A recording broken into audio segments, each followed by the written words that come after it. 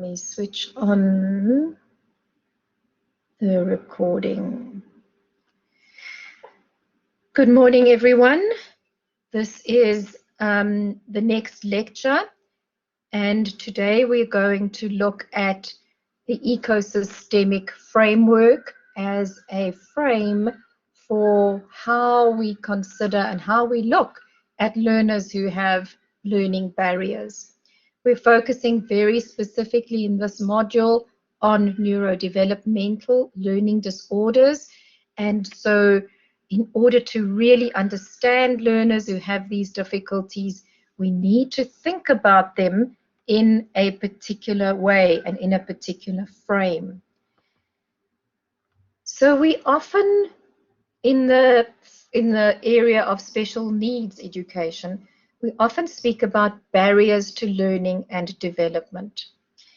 And this is a general term that refers to anything, any factors that are influencing a learner's learning that is happening in their classrooms. We also understand that there are lots of issues that influence a learner's development. And development and learning are key terms that are intertwined. So as a learner is developing skills of writing and reading and so on, these skills are interlinked with the learning that is taking place in the classroom. So when we speak about barriers, we're speaking about things that are in any way obstructing, delaying, disrupting, causing some hindrance to the learning that should be taking place with the learner at that particular time. So we are going to look at this ecosystemic perspective in the context of barriers to learning, in the context of what is happening to learners who are exhibiting special needs and who are having difficulties with keeping up in the class, with the content, with the curriculum, with doing the competencies that are required at the particular grade level that that learner is at. So the idea of barriers to learning goes hand in hand with the ecosystemic framework, and I'll explain that as we go along. So when we are doing this analysis of a child who has some kind of difficulty, who's not coping in the classroom, who's falling behind, who's just not able to meet the expected academic standards of that particular grade, as the support, as the teachers, as the learning support educators, as people who are a little bit more knowledgeable about difficulties, we look at learners in a holistic manner. So we look at every aspect of the learner to try and understand how particular barriers, how particular factors are influencing or affecting that learner's learning and development. So we try and get a very holistic understanding of learners and their development. And we are working within the framework of quality education for all. I'm sure that you've all been exposed to Education White Paper 6, and so this is the frame where we are locating our understanding of learners and how we work with them. So, Education for All, Education White Paper 6, is the overarching vision that helps us as educators to understand how we should be modifying, changing, working within the broader socio-economic context. And South Africa has signed various United Nations documents which have put us in a situation where we are obligated to ensure that we put quality education in place for all our learners. And part of that means that we need to have an understanding of how we overcome any barriers to learning and development that might be present in either within the learner or within the social context where the learner sits. So this term of barriers goes hand in hand with putting quality education in place. It goes hand in hand with establishing an inclusive education system. So when we think of barriers, they can be located within the learner themselves, or they can be located within the broader education system, or even within the broader social, economic, and political context where the learner is situated. And these barriers manifest themselves in different ways with the interaction of the learner, with the people around them, their families, the schools, and we're going to look at a model for how we think about barriers to learning. Generally in schools, we as educators, we only become aware of these barriers when there is a breakdown in the learning.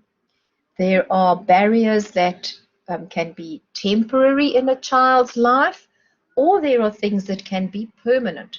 For instance, if a child is physically disabled and they're sitting in a wheelchair because they've got some spinal injury, that would be considered a permanent barrier unless there's miraculous medical attention that can be given. There are many temporary barriers where a child is undergoing some kind of difficulty in the home or difficulty learning some concept of maths or something at school. And so these can be temporary hindrances and temporary obstacles that are preventing the child from learning those particular things. So we locate our entire way that we work with learners with barriers, we locate it within the frame of an inclusive education vision, and with all of that, there is quality education for all. So EFA is the abbreviation for Education for All, EFA, and the United Nations Education Wing, UNESCO, does a report, an annual report, and all the countries that have contributed to signing of their declarations on educating everyone in a society. Those reports are put together and they are available. EFA reports are available on the United Nations website. So I think it's important for us as educators to be aware that although we are working within our small little space within a classroom, we are also working within the bigger social context and within the bigger, larger imperatives that our country and our education department has committed to. So when we're thinking about barriers to learning and these difficulties that learners have, we locate it within a framework of a thinking framework, a heuristic, which is a way that we, a theory or a diagram or something that we use in order to help us think things through and help us to understand something that is complex. So learners displaying any kind of barriers, whether they're neurological barriers, physical barriers, sensory barriers to learning, whatever difficulties they're displaying, we as support people think about all the different circumstances that the person is in or the child is in, and we think about it as the social context. And the theory that we use is called the bio-ecosystemic perspective. And we understand from this perspective that the learner is interacting on a daily basis with various different factors in their society and in their social context. And so barriers can be thought of as internal barriers. These are barriers that are inherent in the learner. For instance, some physical deformity, blindness, deafness, and so on, internal barriers. And they can also be external barriers. So external barriers are caused by the society, the factors in the social context where the learner is situated. Our understanding of the ecosystemic perspective is a crucial thing for us as support educators to understand this learner and how they are functioning within their particular ecosystem.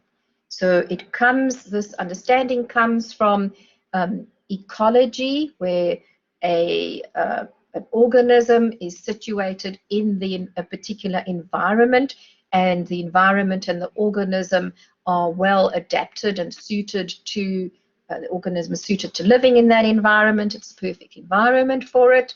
And the perspective also comes from the systems theory. Systems look at what are all the different various factors that have an influence on each other and influencing things. So if you change one thing in a system, it tends to have a ripple effect and changes various other parts of the system. So we understand that as teachers, we play a role in the systems of education. And so we interact with learners, and how we interact and how we teach, the things that we do to assess, these all have an impact on the learners learning within the school and within the education system. So the ecosystemic approach means that we need to change the focus of how we think about education. The approach, which is like an opposite to the ecosystemic approach, is a medical-based model. So that is a model that comes from medicine, where one looks at what is wrong with a person. And the medical model is not particularly useful for us as educators. We are not training to be doctors and nurses, and so we don't need to understand all the detail of what is happening with a learner who, for instance, has cerebral palsy or diabetes or cancer or some medical problem which would have an influence on their learning. What is more important for us as educators is to think about what in the system of education that we have some control over, what in this system is preventing and making it difficult for the person to learn. So we look at the system, and we look at education and seeing how as teachers can we change things, what can we alter in order to accommodate, in order to make it easier for this learner to function within my school. What can I do to assist the child to access the curriculum, to access the assessments, Should they be given extra time? Should they be given assistive devices? There are a variety of different things that can happen in a school in order to assist and to change the system to help the particular learner. So we're going to be looking at a particular framework, and this is the framework that was put together by a very well-known psychologist, and that is Urie Bronfenbrenner. And he put together a framework for understanding how learners interact within their social context. If you're really interested, you can go and have a look at some of his original works, which were published in the 1970s, and we still use this theoretical perspective in order to understand learners. It has a particular relevance for when we're looking at special needs education, because we understand that disabilities and impairments and disorders that are located within the child or inherent in the child can be exacerbated, they can be made worse, or they can be made better by the context within which that child operates. The family context, the medical care and attention that they have, the various care centers that are available for these children, and the various different types of schools, and the equipment and teaching methods available in the schools. So, for instance, someone who is blind and who can't see should be given Braille writing and should have access to a very particular environment that assists a child who is blind. So we use this ecosystemic model in order to frame our understanding of what we need to do at various levels in the system. The level of the family, the school, medical attention, and policies. The policies within our local neighborhoods, policies in education departments. How do we need to put things in place to make it easier for people who have disabilities to function in their neighborhoods? Do we do useful things like having pavements and traffic lights that people in wheelchairs can follow, and people who have difficulty seeing the traffic lights, can they hear when the traffic light is red or green or orange? So there are lots of different things that can be done at in different places of the system to assist people. Then one of the systems that people often neglect when they look at Bronfenbrenner's ecological model is the chrono system. The chrono system is the system related to changes over time. And we understand that children are developing. So go back to that whole concept of development. Children are changing all the time. And so is the family that they're in, and the school that they're in, and the medical attention, and the society that we live in. Everything is changing with time, and so as children are growing and changing, they are interacting in different ways with their social contexts. And so we understand that this interaction between the child and their social context has what we call reciprocal arrangements. There are reciprocal interactions. Reciprocal is got to do with give and take. What happens in one side has an influence on the other side, and there are factors influencing the child and all the systems that the child lives in. I want to just add two more concepts here that it's useful to think about as educators, and these are proximal factors. Proximal means factors that are close by to the child's environment.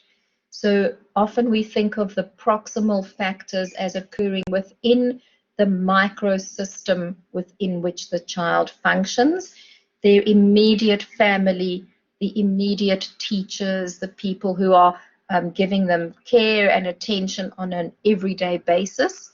So the proximal factors are close. Proximal means close to something, and it's a medical term, but we use it when we think about factors as well.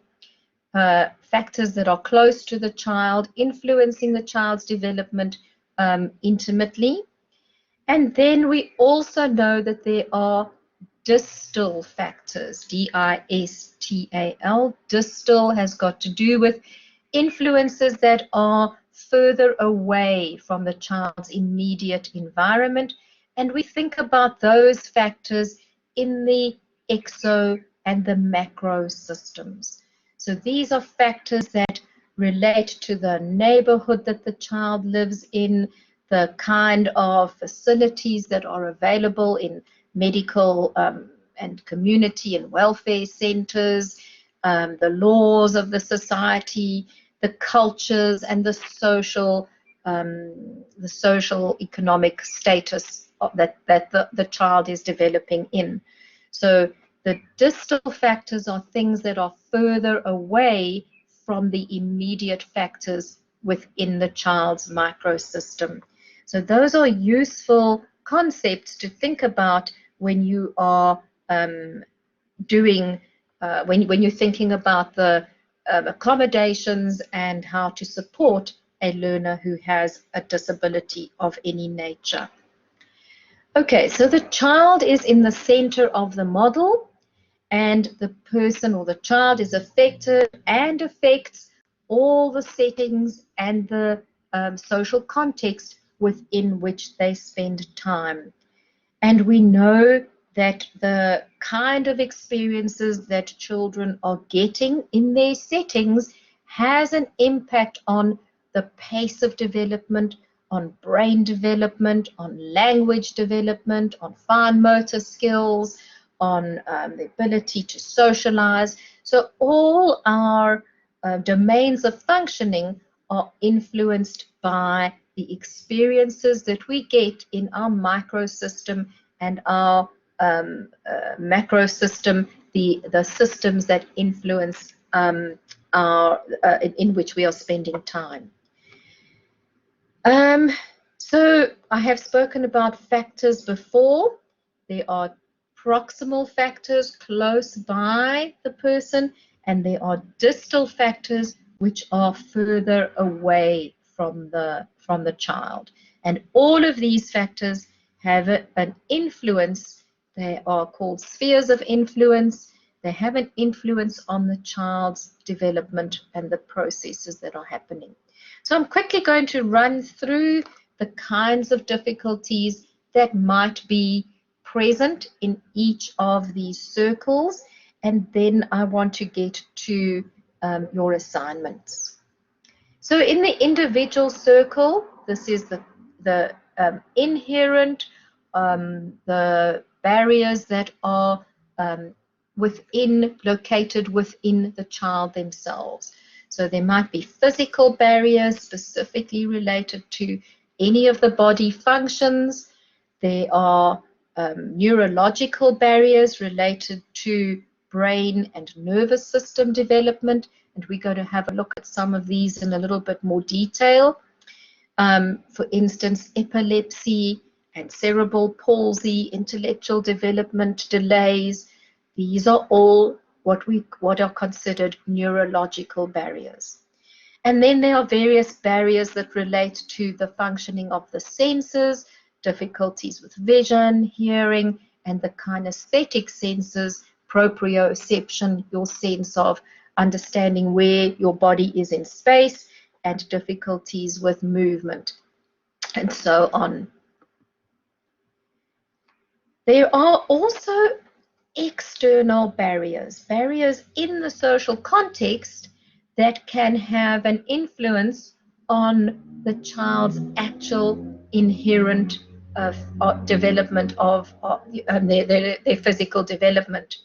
For instance, we know that children who live in communities where there is a severe poverty, where there are severe health risks, and children who then become malnourished, they are exposed to much more disease and infections.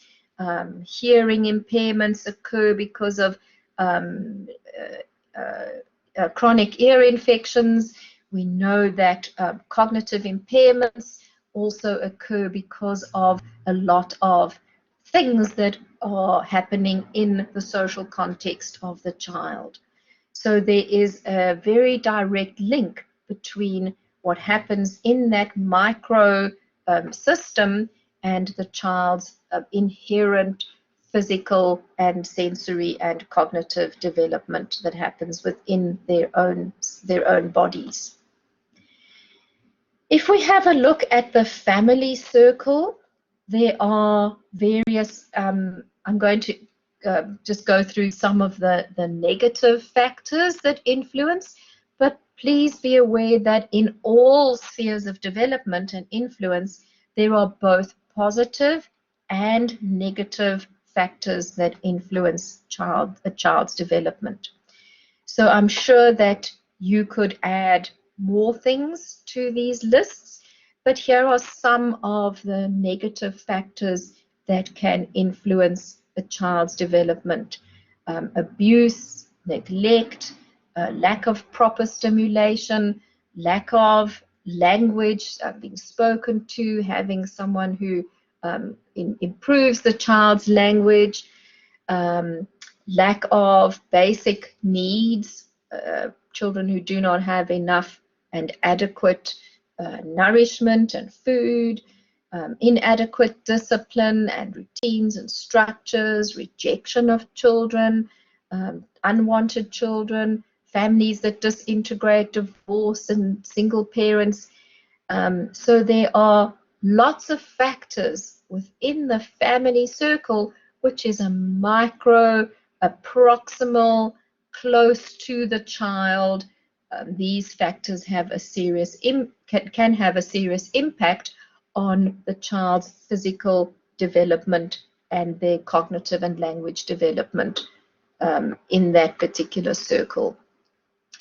Some of the factors that can occur in the peer group, the system of peers that the child is functioning within, there might be, as I say, there are positives and there are negatives as well. Some of the negative influences could be excessive teasing and bullying, excessive peer pressure, alcohol and drug abuse, being exposed to sexual activity too early. We have huge numbers of teenage pregnancies in the country and all sorts of difficulties with regards to discrimination and difficulties with regards to gender orientation and so on.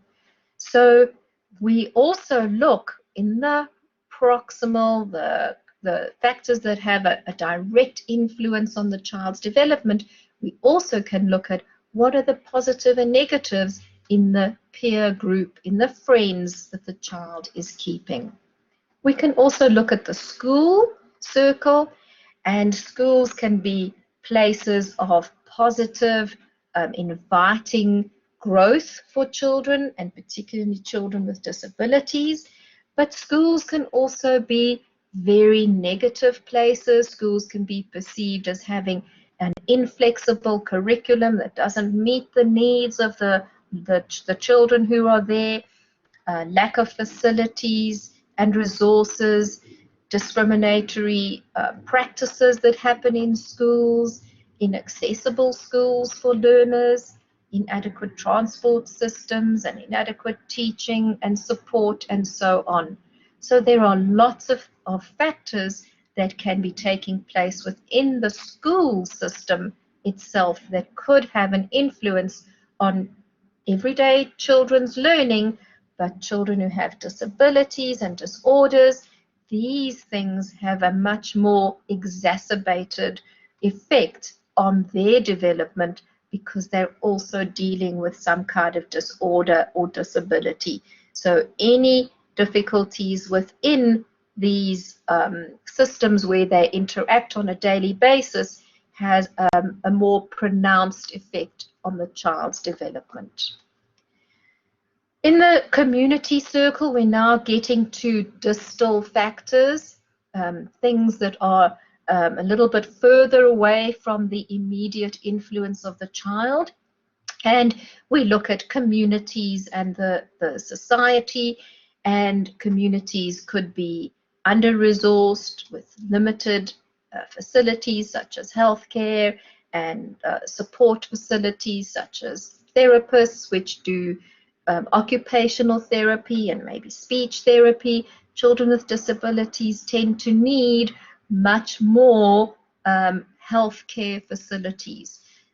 People who can make wheelchairs, assist with walkers, give braille training, put hearing aids in for children. So the healthcare facilities need to be in place for people who have disabilities as well.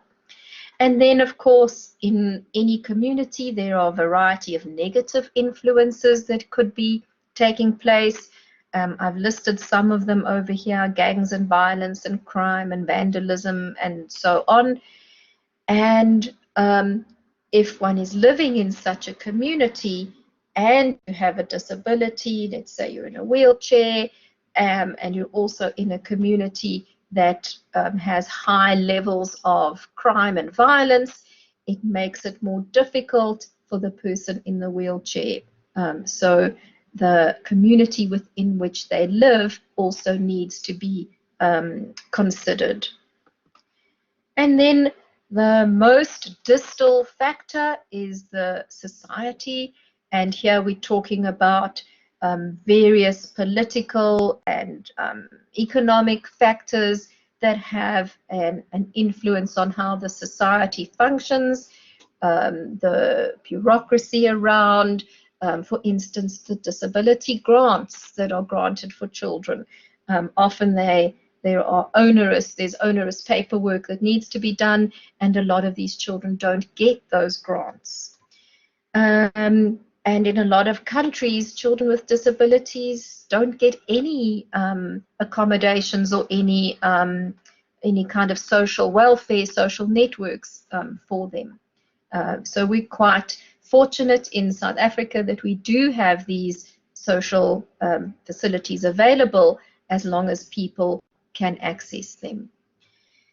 So there are a variety of different influences that can influence a child's development at all stages of their development. Okay, so we're going to look, I'm going to stop this recording, and then we're briefly going to have a look at how to go about doing your particular assignment.